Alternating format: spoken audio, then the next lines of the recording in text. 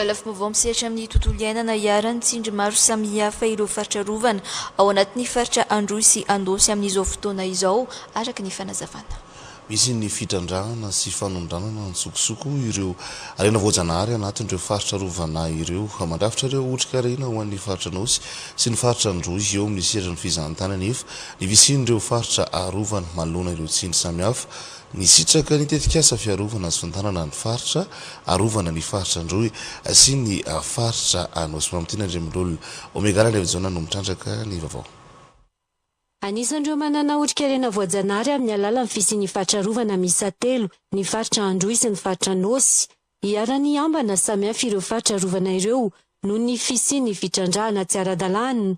Anisany misitraka ny tetik'asa fiarovana ny faritra rovana noho izany ireo faritra roa ireo. Tetik'asa miompana amin'ny fitantanana ny faritra rovana amin'ny fanohanana ireo vondro no leny fotony, tsy miompana fotsiny amin'ny fanohanana fa misy ny fanaraha-maso fepetra maharitra petraka eny fotony iantohana ny fiarovana maharitra ireo faritra rovana. Zany misy ny fandetrahana an'ireo karazana hoe document stratégique na document de gestion an'ireo aéroportégé ireo.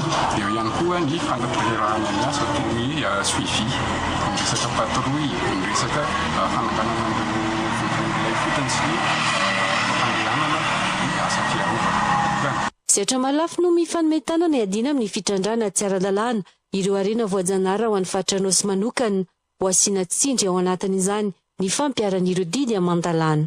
Maneho ny fahavononanay ny tompon'andraikitra rehetra amin'izay ady amin'ny fanondranana tsokosoko izay tsy hamela an'ireo maty manota ary manentana an'ireo aty amin'ny komite lokala ny kobay izany mba hijery mba hiteny ny zavatra tsy mety misy any toerana. Ny tompon'andraikitra koa amin'ny lafiny tsy fandriam-pahalema amin'ny FDS ny resaka fitsarana koa dia efa miara-dy ao anatin'izay ady amin'ny fanondranana ARENA VOAJANAHARY ANTSOKOSOKO izay. Manantanteraka atrik'asa afaka-kevitra amin'ireo mpisehatra maro lafy amin'ny fanatanterahana ity tetik'asa ity no anivon'ny faritra Anôsy iarahana amin'ny fiarahamiombon'antoka.